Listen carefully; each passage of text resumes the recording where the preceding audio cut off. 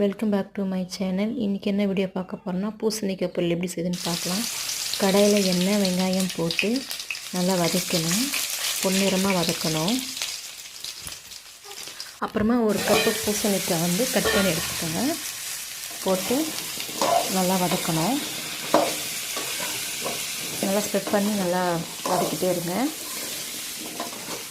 நல்லா வதக்குங்க.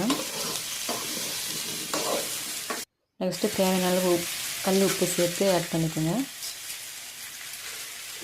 ஆட் பண்ணி நல்லா வதக்கணும். வீட்டு மிளகாத்தூள் 2 டேபிள் ஸ்பூன் போதும், போட்டு நல்லா வதக்கணும்.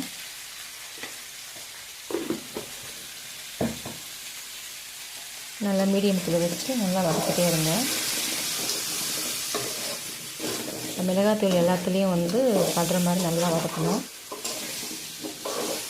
நல்லா சேர்த்து வதக்குங்க. அப்புறமா அரை டம்ளர் தண்ணி ஊற்றி நல்லா வதக்குங்க.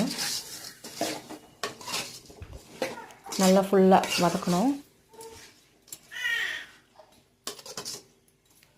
அப்புறமா மூடி போட்டு வேக வைக்கணும்.